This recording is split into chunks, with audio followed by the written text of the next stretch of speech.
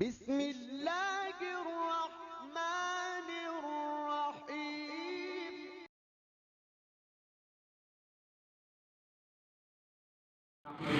صلی علی رسولہ الکریم، اما بعد فاعوذ باللہ من الشیطان الرجیم، بسم اللہ الرحمن الرحیم۔ السلام علیکم ورحمۃ اللہ وبرکاتہ۔ محترم ناظرین کرام، الحمدللہ عز و جل آل سید کمیونٹی اپنے اغراض و مقاصد میں سر فہرست اور افضل ترین مقصد یعنی اپنے نوجوانوں میں شعور و آگہی پیدا کرنے کے لیے ویڈیو سیریز شروع کر چکی ہے تاکہ نوجوانوں کو خصوصاً سعادت کرام نوجوانوں میں خود شناسی پیدا کر کے ان میں اپنی دینی ذمہ داریاں پوری کرنے کا احساس دلایا جائے۔ آپ سے گزارش ہے کہ آپ بھی اس مہم میں ہمارا حصہ بنیے، اس پروگرام کو لائک کیجیے، سبسکرائب کیجیے اور ہمارے پیغام کو زیادہ سے زیادہ شیئر کیجیے۔ آل سید کمیونٹی کے سپریم کونسل کے ممبر محترم و مکرم جناب سید علی اصغر قادری صاحب دامت برکاتہ العالیہ ایک بار پھر الحمدللہ ہمارے ساتھ موجود ہیں۔ ہم اپنے شاہ صاحب سے حسب روایت آئیے ان سے سوالات و جوابات کا سلسلہ شروع کرتے ہیں۔ محترم شاہ صاحب، آل سید کمیونٹی نے فیس بک پیج پر اپنی ایک پوسٹ جاری کی تو ایک صاحب نے اس طریقے سے سوال کیا کہ آل سید کمیونٹی نے کیا سید غیر سید کی رٹ لگا رکھی ہے؟ اسلام میں ذات پات کی کوئی تقسیم نہیں، یہ تو ہندوؤں میں ہوتا جہاں برہمن اونچی ذات، شودر نیچی اور دلت اچھوت ہوتے ہیں۔ ہمارا مذہب تو ہمیں یہ سکھاتا ہے کہ کسی عربی کو عجمی اور کسی کالے کو کسی گورے پر کوئی فضیلت نہیں سوائے تقویٰ کے۔ بسم اللہ الرحمن الرحیم۔ رب اشرح لی صدری ویسر لی امری واحلل عقدۃ من لسانی یفقہوا قولی۔ جی ہاں، یہ کمنٹس میں نے پڑھے تھے اور ہم نے فیس بک پر ہی اس کا جواب دے دیا تھا۔ وہ یہ تھا کہ کیونکہ ائمہ اربعہ کرام یعنی چاروں اماموں کا متفقہ فیصلہ ہے کہ آل سید کے لیے زکوٰۃ اور صدقے کا مال لینا جائز نہیں، لہٰذا ہم اپنی مختلف پوسٹس میں یہ بات واضح کر دیتے ہیں کہ ہمارے تعلیمی مراکز پر سید و غیر سید طلباء و طالبات تعلیم و ہنر حاصل کر رہے ہیں۔ الحمدللہ اس جواب سے ان کی تشفی ہو گئی اور کوئی کاؤنٹر سوال نہیں آیا۔ محترم شاہ صاحب، ہماری شعور و آگہی پوڈ کاسٹ ویڈیو سیریز کے تناظر میں اور آج کے موضوع طابہ کے موضوع کے حوالے سے کچھ ارشاد فرمائیے۔ آل سید کمیونٹی کے قیام کے پہلے دن سے ہمارا یہ دعویٰ ہے کہ ہمارا اولی و افضل ترین مقصد سادات گھرانوں کے نوجوانوں کو شعور و آگہی عطا کرنا ہے۔ ہم بار بار یہ پیغام دہراتے ہیں اور کئی بار مولانا جلال الدین رومی رحمہ اللہ کی مثنوی مولانا روم میں رقم منظوم کہانی کا ذکر کرتے ہیں کہ کس طرح ایک شیر کا بچہ بکریوں کے ساتھ پل بڑھ کر اور روز و شب ان کے ساتھ بسر کرتے ہوئے خود کو بھی ایک بکری سمجھتا تھا، اور جب ایک شیر نے اسے اپنا عکس جھیل میں دکھایا تب اسے معلوم ہوا کہ میں تو ایک شیر ہوں، آج تک بکریوں کے ساتھ رہ کر اپنے آپ کو بکری سمجھتا تھا۔ بالکل اسی طرح سادات گھرانوں کے نوجوان معاشرے کی بھیڑ چال میں اپنی آل رسول سے نسبت اور تشخص اور شناخت کھو بیٹھے ہیں۔ یہی وہ فکر ہے جس کے تحت آل سید کمیونٹی وجود میں آئی ہے اور ضروری سمجھتی ہے کہ اپنے نوجوانوں کو ان کا شاندار تابناک ماضی دکھائیں تاکہ انہیں اپنی شناخت اور پہچان ہو۔ جب حضرت علامہ اقبال رحمۃ اللہ علیہ نے بر صغیر کے مسلمانوں کو ذلت اور رسوائی کے دلدل میں دھنستے ہوئے دیکھا تو اس کا درد اپنے دل میں محسوس کیا، اپنی شاعری سے قوم کو بیدار کرنے کا بیڑا اٹھایا، شکوہ جواب شکوہ تخلیق کی اور بھٹکی ہوئی قوم کو آئینہ دکھایا اور انہیں یہ باور کرایا کہ تم سب سے بہترین قوم ہو۔ دو قومی نظریہ پیش کیا اور خودی کا فلسفہ پیش کیا۔ بالکل اسی طرح آل سید کمیونٹی نوجوان سادات گھرانوں کے بچوں میں خودی کا جذبہ پیدا کرنا چاہتی ہے۔ خودی کیا ہے؟ خود شناسی، خود اعتمادی اور خودداری کا نام ہے، اور یہی خود شناسی ہم اپنے نوجوانوں کو عطا کرنا چاہتے ہیں۔ مشہور قول ہے جس نے اپنا آپ پہچانا اس نے رب کو پہچانا۔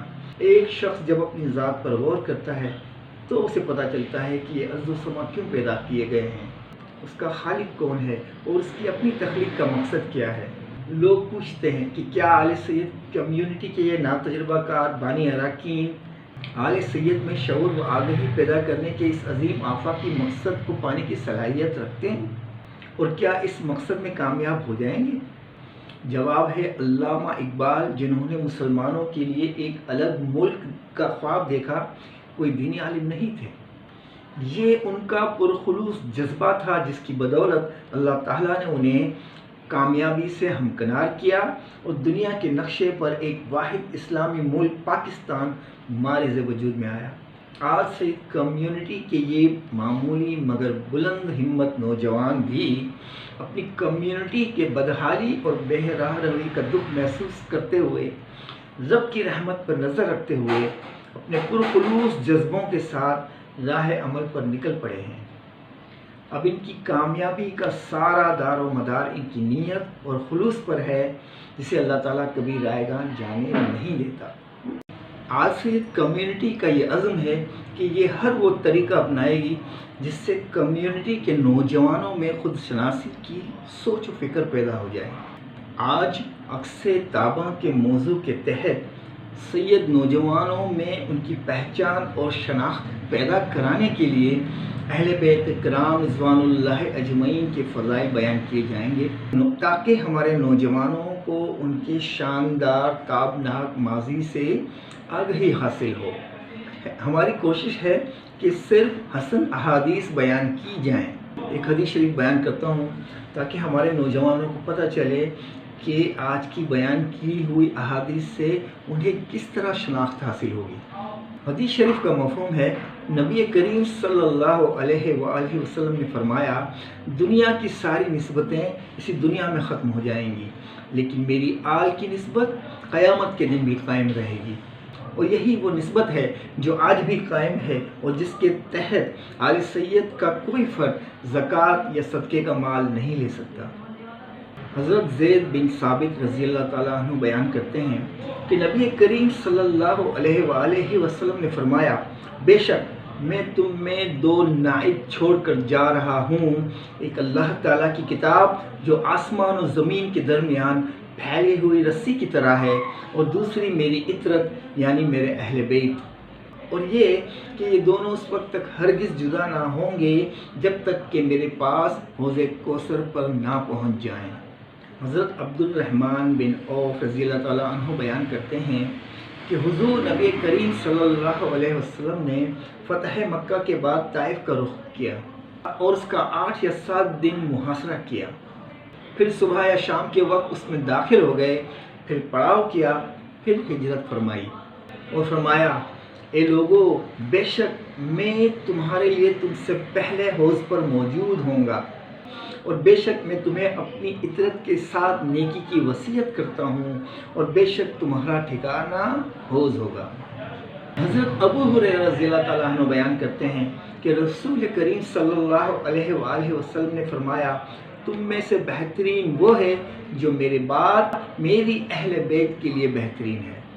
حضرت عبداللہ بن عباس رضی اللہ تعالیٰ عنہ بیان کرتے ہیں کہ حضور نبی کریم صلی اللہ علیہ وسلم نے فرمایا، اللہ تعالیٰ سے محبت کرو ان نعمتوں کے سبب جو اس نے تمہیں عطا کی ہیں، اور مجھ سے محبت کرو اللہ کی محبت کے سبب، اور میری اہل بیت سے محبت کرو میری محبت کی خاطر۔ حضرت عبداللہ بن عباس رضی اللہ تعالیٰ عنہ سے مروی ہے کہ جب سورہ شورى آیت نمبر 23 قُلْ لَا أَسْأَلُكُمْ عَلَيْهِ أَجْرًا إِلَّا الْمَوَدَّةَ فِي الْقُرْبَى نازل ہوئی، جس کا مفہوم ہے کہ اے نبی آپ کہہ دیجئے کہ میں تم سے کوئی اجر نہیں مانگتا سوائے قرابت داری کے لحاظ کے۔ صحابہ کرام رضوان اللہ اجمعین نے سوال کیا، یا رسول اللہ صلی اللہ علیہ وسلم، آپ کے قرابت دار کون ہیں جن کی محبت ہم پر واجب ہے؟ تو نبی کریم صلی اللہ علیہ وسلم نے فرمایا، علی، فاطمہ، حسن و حسین رضی اللہ تعالیٰ عنہما۔ محترم قبلہ شاہ صاحب، اکثر یہ مطالبہ آتا ہے کہ فضائل اہل بیت میں بخاری یا مسلم شریف کی حدیث شریف کا حوالہ دیں۔ آپ سے گزارش ہے کہ اہل بیت کے فضائل و بخاری شریف اور مسلم شریف سے بیان کریں۔ فیس بک پر کیے گئے سوال کے جواب میں جس حدیث شریف کا ذکر تھا وہ مسلم شریف ہی کی ہے، جس کا مفہوم ہے کہ زکوٰۃ اور صدقات آل سید کے لیے لینا جائز نہیں۔ وہ یوں تو اس حدیث شریف سے آل سید کی فضیلت بیان ہوتی ہے جو ان کی امت مسلمہ سے ایک جداگانہ حیثیت ظاہر کرتی ہے، لیکن یہ بھی ایک حقیقت ہے کہ حدیث شریف کے اس چھوٹے سے جملے کے بہت دور رس اثرات مرتب ہوتے ہیں۔ چونکہ میرا تعلق سوشل ورک سے ہے تو میں دیکھتا ہوں کہ کسی غریب کی بچی کی شادی یا کسی مریض کے علاج کے لیے کسی مخیر شخص سے درخواست کی جائے تو کوئی نہ کوئی اللہ کا بندہ مل ہی جاتا ہے جو لاکھوں روپے خرچ کرنے کے لیے تیار ہو جائے۔ لیکن یہی مسئلہ جب کسی سادہ فیملی کا ہو تو چونکہ سادہ فیملی کے لیے زکوٰۃ لینا جائز نہیں، تو وہ مخیر حضرات جو لاکھوں روپے زکوٰۃ کی رقم دے کر وہ خرچہ برداشت کرنے کے لیے تیار تھے، ان کے لیے 10,000 روپے نکالنا بھی مشکل ہو جاتا ہے۔ نتیجہ یہ کہ سادات گھرانوں کے لیے زندگی کی مشکلات کا سامنا کرنا نسبتاً بہت مشکل ہو جاتا ہے۔ چونکہ آپ نے مسلم شریف کا حوالہ دینے کی بات کی تو پہلے فضائل اہل بیت کرام رضوان اللہ اجمعین کے ضمن میں ایک حدیث شریف بیان کی تھی۔ اس میں رسول اللہ صلی اللہ علیہ وسلم نے فرمایا کہ میں تم میں یعنی صحابہ کرام رضوان اللہ اجمعین میں 2 چیزیں چھوڑ کر جا رہا ہوں۔ اسی مضمون کے تسلسل میں مسلم شریف کی ایک حدیث شریف بیان کرتا ہوں۔ پہلے اس حدیث شریف کا تھوڑا پس منظر بیان کرتا چلوں۔ میدان عرفات میں رسول کریم صلی اللہ علیہ وسلم نے فرمایا، لوگوں میں تمہارے درمیان 2 عظیم الشان چیزیں چھوڑ کر جا رہا ہوں، ایک قرآن مجید اور دوسری میری اطرت۔ رسول اللہ صلی اللہ علیہ وسلم کے اس پہلے اور آخری حج سے واپسی پر مکہ اور مدینہ کے درمیان ایک مقام چشمہ خم پر سورہ المائدہ کی آیت نمبر 67 نازل ہوئی، اس کا ترجمہ ہے، اے رسول پہنچا دیجئے جو آپ پر نازل کیا گیا آپ کے رب کی طرف سے، اور اگر آپ نے ایسا نہ کیا تو آپ نے اس پیغام کو نہیں پہنچایا اور اللہ بچائے گا آپ کو لوگوں سے، بے شک اللہ کافر قوم کو ہدایت نہیں دیتا۔ اس وقت رسول کریم صلی اللہ علیہ وآلہ وسلم نے صحابہ کرام کو طلب کیا اور تقریباً 60 صحابہ رضوان اللہ اجمعین کے سامنے ایک بار پھر ایک خطبہ دیا جس کا ذکر مسلم شریف میں موجود ہے۔ مفہوم ہے کہ حضرت زید بن ارقم رضی اللہ تعالیٰ عنہ بیان کرتے ہیں کہ رسول کریم صلی اللہ علیہ وسلم نے ہمیں مکے اور مدینے کے درمیان ایک چشمہ جسے خم کہتے ہیں اس پر ایک خطبہ دیا۔ سب سے پہلے آپ صلی اللہ علیہ وسلم نے اللہ کی حمد و ثنا بیان فرمائی اور نصیحت بیان کی، اور پھر آپ نے فرمایا، اما بعد، اے لوگو سنو، میں بھی ایک انسان ہوں، قریب ہے کہ میرے رب کا قاصد میرے پاس آئے اور میں اس کا بلاوا قبول کر لوں، یعنی اس دنیا سے پردہ فرمانے کی بات کی۔ پھر آپ نے فرمایا، میں تم میں 2 بھاری چیزیں عظیم محترم بھی شان چھوڑے جا رہا ہوں۔ ان میں پہلی اللہ کی کتاب ہے، اس میں ہدایت اور روشنی ہے، تم اللہ کی کتاب کو اختیار کرو اور مضبوطی سے پکڑے رکھو۔ بس نبی کریم صلی اللہ علیہ وسلم نے اللہ کی کتاب پر عمل کرنے پر ابھارا اور اس کی ترغیب دی۔ پھر آپ نے فرمایا، اور دوسری چیز میرے اہل بیت ہیں، میں تمہیں اپنے اہل بیت کے بارے میں اللہ کی یاد دہانی کراتا ہوں، اپنے گھرانے کی بابت اللہ سے ڈراتا ہوں۔ مسلم شریف کی یہ حدیث شریف یہاں ختم ہو جاتی ہے، لیکن دوسری احادیث کی کتب میں ایک اور جملہ بھی ملتا ہے۔ آپ صلی اللہ علیہ وسلم نے فرمایا، من کنت مولا ہو فہو علی مولا، اور ان احادیث کی سند حسن ہے، البتہ مفاہیم پر اختلاف ہے۔ حدیث شریف کے اس آخری جملے کا مفہوم ہے کہ نبی کریم صلی اللہ علیہ وآلہ وسلم نے فرمایا، جس کا میں مولا اس کا علی بھی مولا رضی اللہ تعالیٰ عنہ۔ محترم و مکرم جناب قبلہ شاہ صاحب مدد اللہ علی، اگر ہمارے چینل کا کوئی ناظر یہ سوال کر لے کہ ایسا کیوں ہے کہ اہل بیت کرام رضوان اللہ تعالیٰ علیہ مجمعین کو اتنی عظمت اور فضیلت عطا کی گئی، تو آپ کا کیا جواب ہوگا؟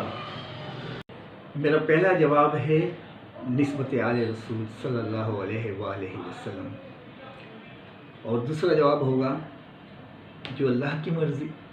اگر ایک شخص جو مالی طور پر مستحکم ہے، تندرست ہے، صحت مند ہے، دنیا کی ساری آسائشیں اس کو ملی ہوئی ہیں، جبکہ اس کے برعکس ایک شخص غریب ہے اور کسی مہلک بیماری میں بھی مبتلا ہے، تو اس پہلے شخص پر حکم ہے کہ وہ اللہ کا شکر ادا کرے، اپنے لیے اس بیماری سے بچنے کے لیے دعا مانگے اور اس غریب کے لیے بھی دعا مانگے کہ اللہ تعالیٰ اس کے حال پر رحم کرے، اس بیماری سے نجات عطا فرمائے، جبکہ اس غریب کے لیے حکم ہے کہ وہ صبر کرے، اس بیماری سے نجات حاصل کرنے کے لیے اپنا علاج کروائے اور اللہ کے حضور دعا مانگے۔ اسی لیے دنیا کو دارالامتحان کہتے ہیں، سب کو اپنا اپنا ٹیسٹ پیپر دینا ہے، لیکن کسی شخص کو یہ حق حاصل نہیں کہ لوگوں سے پوچھتا پھرے کہ میں غریب، وہ امیر کیوں، میں بیمار، وہ تندرست کیوں۔ یہ سراسر افعال الہی میں دراندازی ہے۔ ایک بزرگ فرماتے ہیں کہ دو چیزیں ہوتی ہیں، احکام الہی اور افعال الہی۔ ہمیں حکم ہے کہ ہم احکام الہی پر فوکس کریں، نہ کہ افعال الہی پر۔ یہ اس رب کی مرضی ہے کہ جسے چاہے امیر بنائے، چاہے غریب، چاہے مرد، عورت، کالا، گورا، لمبا، پستہ قد، جسے چاہے سید بنا دے اور جسے چاہے غیر سید۔ قرآن مجید کھول کر دیکھیں تو منتشا معیشہ کے جملوں کی تکرار بار بار ہمیں ملے گی۔ ایک اور بات، دن رات کے بدلنے کو اللہ تعالیٰ نے اپنی نشانیوں میں شمار کیا۔ اللہ تعالیٰ نے 7 دن بنائے، لیکن رسول کریم صلی اللہ علیہ وسلم نے ہمیں بتایا کہ جمعے کا دن افضل ترین ہے۔ ہر دن کے بعد ایک رات آتی ہے، لیکن لیلۃ القدر فضیلت والی رات ہے، جس کا ذکر قرآن مجید میں ہے کہ اس ایک رات میں عبادت کرنے کا ثواب 1000 راتوں کی عبادت کرنے سے افضل ہے۔ اب ایک سوال بنتا ہے کہ جب سارے مہینے دن اور رات اللہ تعالیٰ کے بنائے ہوئے ہیں، پھر چند مہینوں رمضان المبارک وغیرہ، جمعے کا دن، لیلۃ القدر کی رات، انہیں دوسروں پر افضلیت کیوں؟ جواب ہے اللہ کی مرضی۔ اسی لیے ہمارے بزرگ فرماتے ہیں کہ احکام الہی کو فوکس کریں، نہ کہ افعال الہی۔ مولاي صل وسلم دائما ابدا على حبيبك خير الخلق كلهم مولاي صل۔ کہ سید کسے کہتے ہیں اور کیا یہ ایک اعزاز ہے یا بہت بڑی ذمہ داری؟ اعلیٰ حضرت امام احمد رضا خان سے ایک شخص نے سوال کیا، حضرت ایک عالم اور ایک سید دونوں میں سے کس کا رتبہ بڑا ہے؟ تو انہوں نے جواب دیا، میرے نزدیک دونوں کا رتبہ برابر ہے۔ عالم کا رتبہ میں بیان کرتا ہوں، پیغام آپ اخذ کر لیں۔ حدیث شریف کا مفہوم ہے کہ رسول کریم صلی اللہ علیہ وسلم نے فرمایا، عالم انبیاء کے وارث ہیں۔ اللہ تعالیٰ اور اس کے فرشتے، آسمان و زمین والے، چونٹیاں اپنے بلوں میں اور مچھلیاں پانی میں عالم کی خیر اور بھلائی کی دعا کرتی ہیں۔ آج کل ہم دیکھتے ہیں کہ معاشرے میں سید کی تمیز اور ان کا ادب و احترام ناپید ہو چکا ہے۔ اس کی کیا وجوہات ہیں اور ان حالات کی ذمہ داری کس پر ہے، اور کیا ان حالات کو اسی طرح ایسے ہی چھوڑ دیا جائے؟ جی ہاں، حالات خراب کیے گئے ہیں اور انہیں کسی طور بھی ایسے ہی نہیں چھوڑا جا سکتا۔ ان حالات کو ایک منظم سازش کے تحت اس نہج تک پہنچایا گیا ہے اور اسے ٹھیک کرنے کی ذمہ داری اب ہر آل سید پر لازم ہو گئی ہے۔ حالات کیسے خراب کیے گئے ہیں واضح کرنے کے لیے کچھ واقعات سناتا ہوں۔ اس نے کہا، میری فائنڈنگ ہے، جس دن مسلمانوں کے دل سے رسول کریم صلی اللہ علیہ وسلم کی محبت ختم ہو جائے گی، اس دن اسلام ختم ہو جائے گا۔ ایک چیپٹر کا ترجمہ جس کا عنوان ہے مسٹر ہیمفر کی یادداشتیں، اس میں وہ کہتا ہے کہ مجھے 16 کاموں کی ذمہ داریاں لگائی گئی تھیں، جن میں سے ایک تھا کہ جعلی سادات پیدا کیے جائیں۔ لہٰذا انہوں نے اپنا پہلا ٹارگٹ حب آل رسول کو بنایا، کیونکہ اس وقت کسی طور ہی ممکن نہ تھا کہ حب رسول صلی اللہ علیہ وسلم کو مسلمانوں کے دل سے نکالا جا سکے۔ لوگ جب ان جعلی سیدوں سے بدظن ہوں گے تو پھر اصلی سیدوں پر سے بھی ان کا اعتبار و اعتماد اٹھ جائے گا۔ مسلمانوں کا کلچر تباہ ہو گیا، ہماری تہذیب برباد ہو گئی۔ آج ایک آل سید اور غیر سید میں کوئی فرق نظر نہیں آتا، کوئی تمیز باقی نہیں۔ اب معاشرے میں جعلی سید پیدا کر کے اور لوگوں کے دلوں سے حب آل رسول کو نکالنے کے بعد اب ان کا اگلا ہدف حب رسول صلی اللہ علیہ وسلم ہے، اور اسی لیے ہم دیکھتے ہیں کہ پاکستان اور دنیا بھر کے ملعونوں کو فریڈم آف اسپیچ کا نعرہ لگا کر رسول اللہ صلی اللہ علیہ وسلم کی شان میں گستاخیاں کرنے والوں کو شاباشیاں دی جا رہی ہیں۔ آسیہ ملعونہ جیسی شخصیتوں کو اعزازی شہریت اور تعریفی سندیں دے کر ہمارے دلوں کو دکھایا جا رہا ہے اور ہمارے جذبات کو بھڑکایا جا رہا ہے۔ ان حالات میں ایک آل سید پر کیا ذمہ داریاں لازم ہوتی ہیں؟ مقصد یہ ہے کہ انہیں یہ احساس دلایا جائے کہ ہم اپنے نام کے ساتھ بڑے فخر سے جو سابقہ الہی کے لگاتے ہیں کہ سید پھر نام، پھر قادری، بخاری، گیلانی وغیرہ وغیرہ، لیکن حقیقت میں ہماری ذاتی زندگیوں میں خانوادہ رسول صلی اللہ علیہ وسلم کا ایک بھی وصف باقی نہیں رہا۔ ایک سید نوجوان اور شوق گلوکاری، اداکاری، ٹک ٹاک اسٹار بننا، کیا یہ ایک آل سید کو زیب دیتا ہے؟ سوچئے گا کہیں ہمارا شمار بھی ان لوگوں میں تو نہیں جنہیں دیکھ کر معاشرے کا سیدوں پر سے اعتبار و اعتماد اٹھتا چلا گیا ہے۔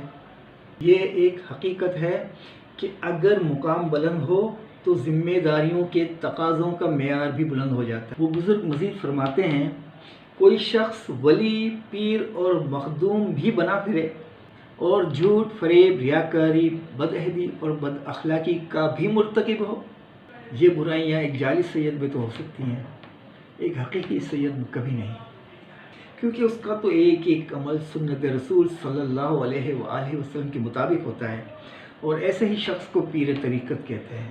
ہر آل سید کو خود ہی کا پیکر ہونا چاہیے، یعنی خود شناس، خوددار اور خود اعتماد۔ تو نسبت آل رسول کا تقاضا یہ ہے کہ سادات برادری کے ہر فرد کا دل حقیقی عشق رسول صلی اللہ علیہ وسلم سے سرشار ہو۔ یقین جانیں جس کے دل میں عشق رسول صلی اللہ علیہ وآلہ وسلم نہیں، اس کی نسبت اسے کچھ کام نہیں آنے والا۔